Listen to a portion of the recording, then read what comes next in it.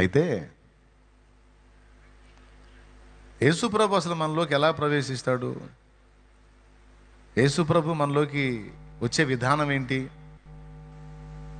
మనం మూవీస్లో చూసినట్టు ఒక ఆత్మ సర్రమని వచ్చి పర్సన్లోకి ప్రవేశించగానే అప్పటిదాకా మామూలుగా ఉన్నాడు, రోబోలాగా మారిపోయి ఒక చిన్న సౌండ్తో రోబోలా మారిపోయి వింతగా ప్రవర్తిస్తూ ఉంటాడు. అట్లా జరుగుద్దా? అసలు యేసు ప్రవేశం అనేది మనలోకి ఎలా జరిగిద్ది? యేసు మనల్ని ఏలటం అనేది ఎలా జరిగిద్ది అనేది చాలామంది హృదయంలో ఉన్న ఒక ప్రశ్న. చురుకైన వాళ్ళు ఖచ్చితంగా ఇలాంటి ప్రశ్న వస్తుంది. మీలో కూడా కొంతమందికి ఈ ప్రశ్న ఉంది అండ్ ప్రార్థన కూడా చేస్తారు. ప్రభువా, నాలో నువ్వు నివసించయ్యా, నీలాగా నేను ఉండాలి ప్రభువా, నాలోకి రాయ్యా రాయ్యా రాయ్యా రాయ్యా అని ప్రార్థన చేస్తారు. ఎన్నిసార్లు ప్రార్థన చేసినా ఆ సౌండ్ రాదు, ఆయన వచ్చినట్టు మనం ఏదో రోబోలా మారిపోయినట్టు ఏం అర్థం కాదు. మనకి అంతసేపు ప్రార్థన చేస్తాం, మళ్ళీ వచ్చి మామూలుగానే ఉంటాం. ఇట్లా ప్రార్థన చేసి రాయ్యా రాయ్యా రాయ్యా అని ప్రార్థన చేసి ఎంత చేసినా ఆయన రాకపోయేసరికి విసుగు పుట్టి తెరా లేతే లేదన్న పరిస్థితికి వచ్చేసాం. దేవునికి స్తోత్రం కలుగును గాక. హల్లెలూయా.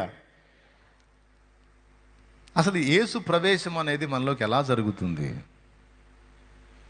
ఆత్మ ఏలుబడి అనేది మన మీద ఎలా జరుగుతుంది అంటే, ఇప్పుడు మనం చెప్పుకున్న ప్రకారం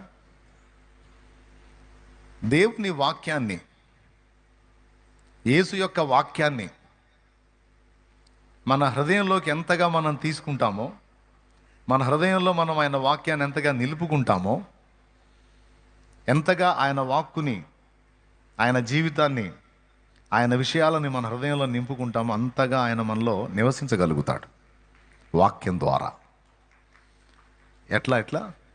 ఎలా నివసిస్తాడు? వాక్యము ద్వారా నివసిస్తాడు. పరిశుద్ధాత్మైనా సరే దేవుని వాక్యంతో మనం నింపబడకుండా ఆత్మ మన మీద నిలవలేడు. ఆత్మ మన మీద నిలవాలంటే లోపల వాక్యం ఉండాలి.